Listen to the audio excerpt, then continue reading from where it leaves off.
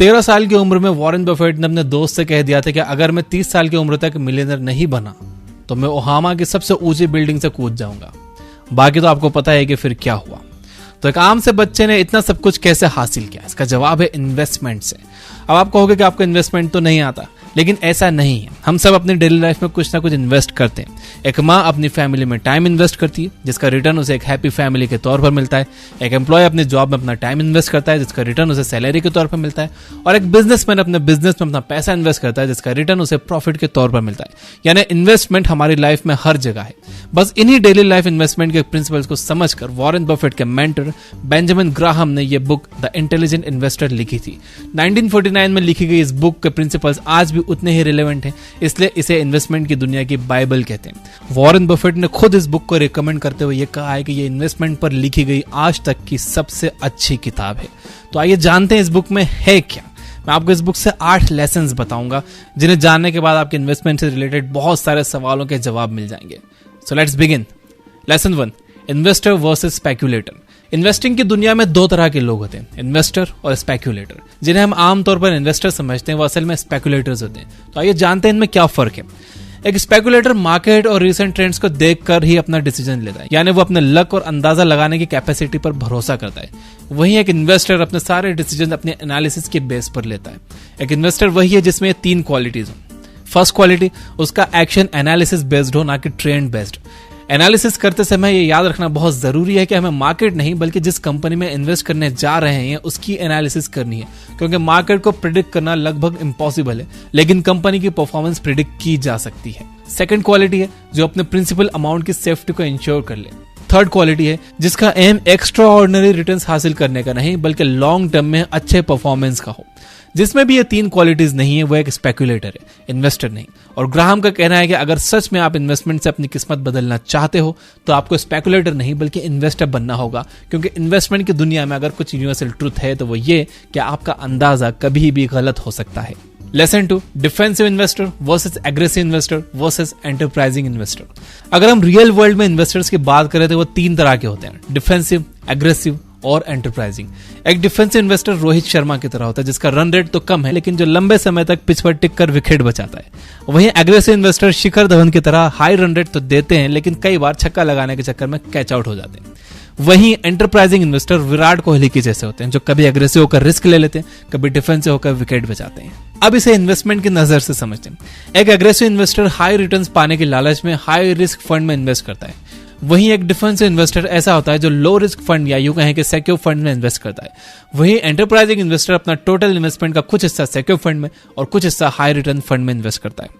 ज्यादातर लोग सोचते हैं कि इन्वेस्टमेंट यानी कुछ ही समय में बहुत सारा पैसा कमाना और रातों रात अमीर बन जाना, लेकिन सच बात यह है कि दुनिया के हर काम की तरह यहां भी पेशेंस रखना पड़ता है।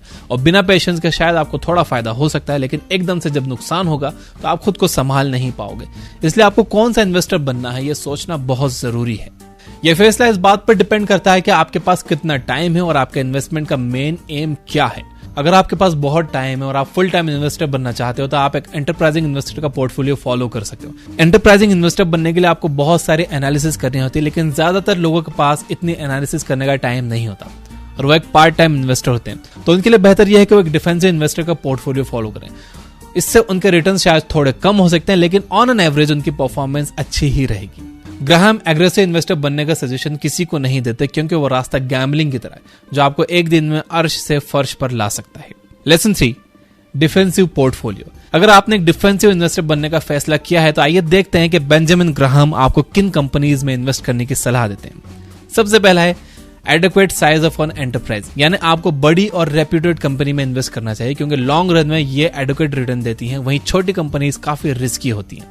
नंबर 2 है स्ट्रॉन्ग फाइनेंशियल कंडीशन, यानी आपको एक ऐसी कंपनी में इन्वेस्ट करना चाहिए जिसके करंट एसेट्स उसकी लायबिलिटीज से दुगने हो, यानी उसके डेट और अर्निंग में 2:1 का करंट रेशियो होना चाहिए, यानी कि 200% करंट रेशियो होना चाहिए।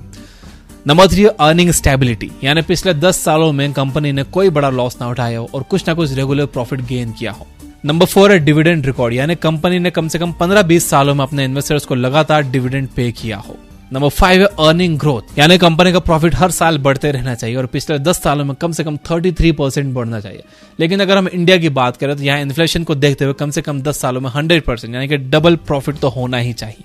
नंबर 6 है मॉडरेट पीई रेशियो, यानी कंपनी के शेयर का करंट प्राइस उसके पिछले 10 सालों के रिटर्न से 15 गुना से ज्यादा नहीं होना चाहिए, वरना आप उस स्टॉक को उसके एक्चुअल वैल्यू से ज्यादा प्राइस में खरीद रहे हो, जो आपके फ्यूचर रिटर्न को कम कर देगा। इन सब के अलावा सबसे जरूरी बात यह है कि डिफेंसिव इन्वेस्टर को ग्रोथ स्टॉक्स में इन्वेस्ट करने से बचना चाहिए।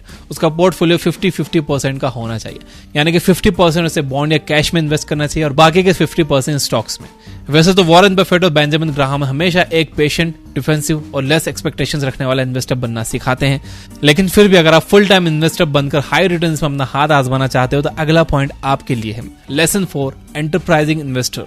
एक एंटरप्राइजिंग इन्वेस्टर के पोर्टफोलियो में आपको ये 4 चीजें जरूर मिलेंगी: patience, discipline, eagerness to learn यानी कुछ सीखने की चाहत, और बहुत सारा टाइम इन्वेस्टमेंट। जैसे जिंदगी से थोड़ा हासिल करने के लिए आपको कुछ अलग करना पड़ता है, वैसे इन्वेस्टमेंट से कम लॉस में ज्यादा रिटर्न्स पाने के लिए भी आपको बाकियों से कुछ अलग करना होगा। आइए सीखते हैं क्या। नंबर 1, मार्केट के खिलाफ जाना, यानी जब सब लोग मार्केट के नीचे आने के डर से अपने शेयर बेच रहे हैं तब आप खरीदो, और जब सब मार्केट के ऊपर जाने से लालची बनकर खरीद रहे हैं तब आप बेचो। नंबर 2, ग्रोथ स्टॉक्स खरीदना। ग्रोथ स्टॉक यानी वो कंपनियां जो मार्केट में बाकी कॉम्पिटिटर्स से ऑन एन एवरेज ज्यादा प्रॉफिट कमा रही हैं, जिनके पास कोई यूनिक प्रोडक्ट या सर्विसेज है जिससे फ्यूचर में उनके शेयर्स की कीमत बढ़ सकती है, लेकिन इन कंपनीज के शेयर हाई पीई रेशियो पर मिलते हैं और ये वैल्यू स्टॉक्स के मुकाबले डिविडेंड कम देती हैं। यानी अगर आपकी रिसर्च सही है और आगे आने वाले समय में कंपनी की एसेट वैल्यू बढ़ गई तो शेयर बेचने से में आपको अच्छा खासा प्रॉफिट हो सकता है, लेकिन इन स्टॉक्स में इन्वेस्ट करने से पहले बहुत अच्छी तरह से रिसर्च करना बहुत जरूरी है ताकि आप सटीक अंदाजा लगा सको, वरना नुकसान भी हो सकता है। इसलिए डिफेंसिव इन्वेस्टर को इसमें हाथ डालने से मना किया जाता है। नंबर 3 है बार्गेन स्टॉक्स को खरीदना। ये ऐसे स्टॉक्स होते हैं जो रेप्यूटेड कंपनी के तो होते हैं, लेकिन किसी मार्केट रीजन की वजह से सस्ते में मिल रहे होते हैं, यानी कि इन कंपनीज के शेयर्स का मार्केट प्राइस तो कम होता है, लेकिन जब आप इनकी इंट्रिंसिक वैल्यू देखोगे तो ये काफी हाई होती है। नंबर 4, स्पेशल केसेस को खरीदना।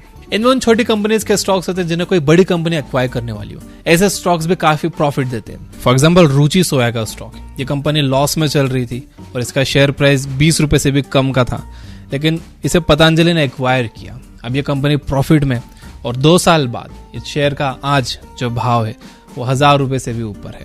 लेसन नंबर 5 है मिस्टर मार्केट। इन्वेस्टमेंट का सबसे जरूरी हिस्सा क्या है? मार्केट। लेकिन इसी मार्केट के उतार चढ़ाव के डर के कारण से ज्यादातर लोग अपना पैसा इसमें डालने से डरते हैं। इस कॉम्प्लेक्स से मार्केट को ग्राहम ने अपनी किताब में एक सिंपल सा मूडी मिस्टर मार्केट का नाम दिया है ताकि हमारे लिए इसके फ्लक्चुएशन को समझना आसान हो जाए। तो मिस्टर मार्केट का मूड रोज सुबह बदलता है। जब इसका मूड अच्छा होता है तो वो शेयर के प्राइस को उसकी एक्चुअल वैल्यू से काफी ज्यादा कोट करता है, यानी कि वो 100 रुपए के शेयर को 1000 रुपए में देने को तैयार हो जाता है। वहीं जब उसका मूड खराब होता है तो वो 100 रुपए के शेयर को 10 रुपए में देने के लिए भी तैयार हो जाता है। तो अगर आप एक समझदार आदमी हो तो आप क्या करोगे? सिंपल है, जब उसका मूड ठीक हो तो आप अपने 100 रुपए के शेयर को 1000 रुपए में बेचो, जब उसका मूड खराब हो तो उसके 100 रुपए के शेयर को आप 10 रुपए में खरीदो। पर ज्यादातर लोग इसका उल्टा करते हैं। जिस दिन मार्केट का मूड अच्छा होता है तो वो ज्यादा प्राइस कोट करता है और लोग अंदाजा लगाने लगते हैं कि कल इसका मूड शायद और ज्यादा अच्छा होगा, कल ये 1000 के शेयर 5000 के हो जाएंगे, इसलिए आज वो 1000 के उन शेयर को खरीद लेते हैं। और जब उसका मूड खराब होने लगता है तो लोग डर के मारे कहीं उसका मूड खराब ना हो जाए अपने शेयर को 10 रुपए में बेच देते हैं। ग्राहम कहते हैं कि अगर आपको डिफेंसिव इन्वेस्टर बनना है, लॉन्ग टर्म में आपको इन्वेस्ट करना है, तो आप मार्केट को भूल ही जाओ। उसका मूड कैसा भी हो आपको उससे फर्क नहीं पड़ना चाहिए। जब आपने इन्वेस्ट कर दिया तो आपको फर्क नहीं पड़ना चाहिए कि मार्केट ऊपर जा रहा है या नीचे जा रहा है। बट अव्वल आखिर जब आप इन्वेस्टमेंट करोगे तो आपको मार्केट के रेट से ही करना है। तो हमेशा ये कोशिश करिए कि जब मार्केट डाउन हो तभी आप खरीदो।